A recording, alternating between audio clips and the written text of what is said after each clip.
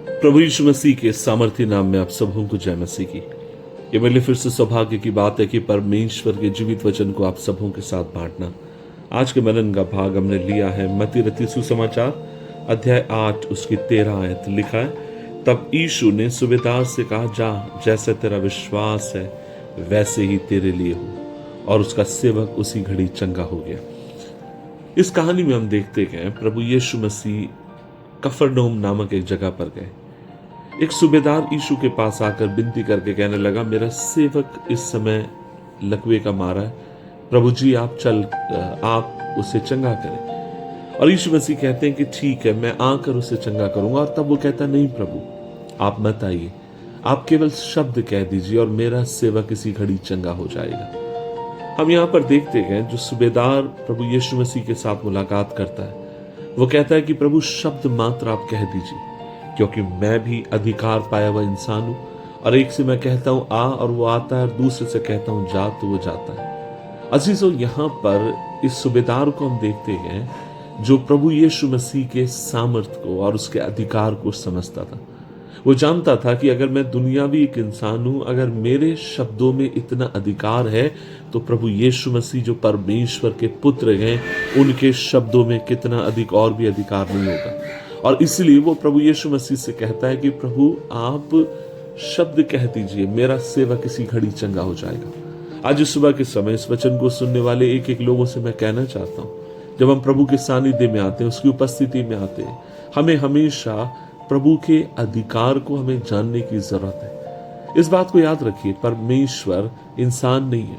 प्रभु यीशु मसीह आपके मेरे समान एक व्यक्ति नहीं है।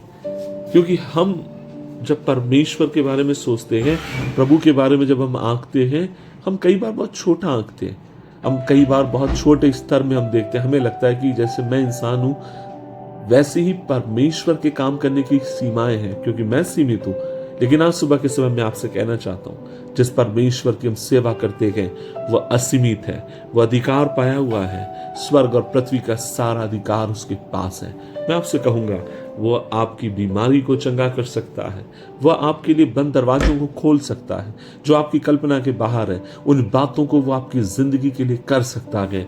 लेकिन जब आप उसके पास आए, आप उसके अधिकार को समझिए, इस बात को जानिए कि वह क्या कुछ नहीं कर सकता। मैं याद करता हूँ बहुत साल पहले जब मैं एक जगह प्रभु की सेवकाई करता था, एक घर में मैं गया। मैं याद करता हूँ जब उस घर में पहली बार मैं गया, मुझे लगा पर्दे के पीछे से कोई व्यक्ति मुझे झांक कर देख रहा है। और मैं घर से निकल गया, और अगली बार जब दोबारा मैं उस घर में गया, मैंने किसी से पूछा कि कोई मुझे पर्दे के पीछे झांक रहा था। तब किसी ने कहा, हाँ, इस घर का छोटा बेटा है। और पता चला कि उस व्यक्ति के ऊपर बहुत अधिक कर्ज था। एक दिन उसकी मां ने मुझसे कहा कि वो बहुत कर्ज में है और इस कारण से वो कहीं भी बाहर निकलता नहीं है, किसी से मिलता नहीं है। मैंने कहा, अच्छी बात है। और मेरे को अभी भी याद है, एक दिन की बात है, आंटी का मेरे पास फोन आया, मकान मालकिन का, वो मेरी मकान मालकिन भी थी, उनका फोन आया कि बेटा जल्दी आओ घर पे। मैं पहुंचा, और पहुंचने के बाद मालूम पड़ा कि उनके बेटे को लोग मारने की धमकी दे रहे थे, क्योंकि उसके ऊपर बहुत कर्ज था। और कह रहे थे कि हमें शाम तक अगर आपने इतना पैसा नहीं दिया तो हम आपको बेटे को उठा के ले जाएंगे। पूरा घर दुखी था। मुझसे उन्होंने कहा, मैंने कहा, आंटी परमेश्वर पर विश्वास करिए, प्रभु भला है, प्रभु काम करेगा। और मेरे को आज भी याद है, उस घर के भीतर खड़े रहकर मैं प्रार्थना करता हूँ, प्रभु हमें मालूम नहीं पैसा कहाँ से आएगा, लेकिन पूरा पश्चिम उत्तर दक्षिण से हम कहते हैं यीशु के नाम में पैसा आने पाए। अजीजों, बड़े विश्वास के साथ मैंने वहां पर दुआ करी। आधा घंटे के बाद फिर मुझे आंटी ने किसी को भेजा कि मुझे बुलाकर, क्योंकि मैं वहाँ पास में रहता था। और तुरंत मेरे जब वापिस आया हूँ, और तब आंटी और उनका घर के सारे लोग रो रहे थे। मैं भी डर गया, क्या हो गया। और तब उन्होंने कहा, बेटा जब तुम प्रार्थना करके यहाँ से निकले हो, थोड़ी देर के बाद एक अद्भुत काम हुआ। इस लड़के की कहीं एंगेजमेंट हुई, और इसके होने वाले ससुर ने इस लड़के के लिए 50,000 रुपये भेजे और कहा है कि हमारे तरफ से दामाद जी को दे देना, अगर उनकी कोई भी काम है उस काम में वो उसको इस्तेमाल कर सकते हैं। ये मेरे समझ के परे था, उस घर के लोगों की सोच के परे था। लेकिन मुझे एक बात पता थी कि इन सब के पीछे प्रभु यीशु मसीह थे। आज मैं आपसे कहना चाहता हूं, प्रभु हमारे लिए कुछ भी कर सकते हैं। हम अंधविश्वासी नहीं हैं, लेकिन हम सच्चे प्रभु पर विश्वास करने वाले लोग हैं। आज मेरी प्रभु से प्रार्थना है, आपकी जिंदगी के बंद दरवाजे खुले। मेरी प्रभु से प्रार्थना, आपके जीवन के भीतर जो भी संघर्ष है, प्रभु उन्हें दूर करने वाला हो सके। आइए मिलकर प्रार्थना करें। प्रभु जी, हम धन्यवाद देते हैं इस दिन के लिए। खासकर मैं आपके लोगों के लिए प्रार्थना करता हूँ।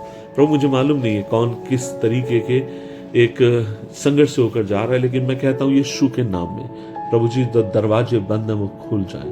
पढ़ाई के लिए हो, नौकरी के लिए हो, सेवकाई के लिए हो, प्रभु जी किसी भी क्षेत्र के लिए हो, मैं कहता हूँ यीशु के नाम में बंद दरवाजे खुल जाएं। प्रभु जी, आप सब कुछ कर सकते हैं, आप मदद करिए। यीशु मसीह के नाम से मांगते हैं, आमीन, आमीन, आमीन।